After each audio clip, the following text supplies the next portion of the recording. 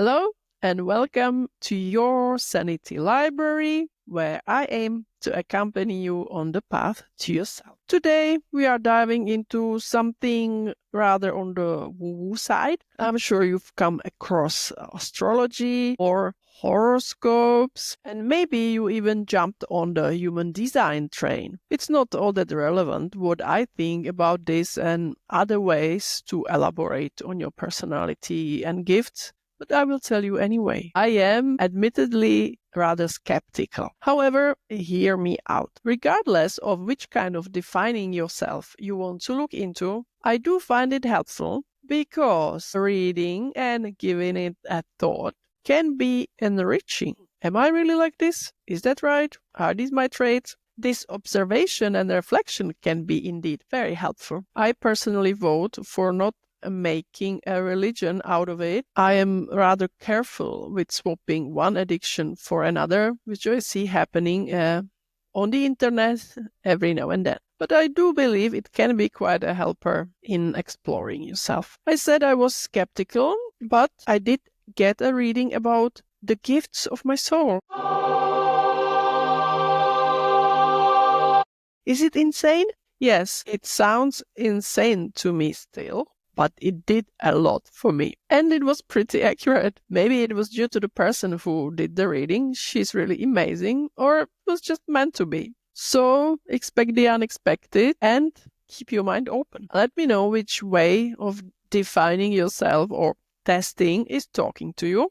And those of you who are into human design, can you guess which human design am I? Another topic for this week, sticking to the letter H, is hugging. I know we are all familiar with the principle of hugging, and it's healthy and natural to the humans to enjoy hugging, of course, if they are mutually appreciated. But this is not the hugging I want to talk about today. Today, I want to get back a little bit into the week 2 weeks ago, I believe, when we talked about the letter F and feelings and the way we should approach them in order to profit from them the best way. Hopefully you practiced and remember, but I will try to refresh your memory and then you go back to the F week, all right? Because today I'm adding to the way to treat your feelings. So when feelings come, you should first, as we said, acknowledge them, welcome them, validate them. That's right. And telling them, I love you. And after you do all that, you will virtually hug them. They deserve it. After all these years, they were suppressed and unappreciated and maybe even hated. Hug them and know that you are one. The last thing I want to talk about today is honesty. Recently, I discovered honesty as super powerful. I feel like many people are super eager to be honest about other people's shortcomings. And they are more than ready to share opinions of that kind very quickly. What I want you to practice is being honest about the good stuff. I don't know about you, but I used to be guilty of thinking nice things about people, but never saying them out loud. So the practice for your mental well-being is whenever a thought comes into your head, which is positive about somebody else, catch yourself and blur it out. Say it out loud.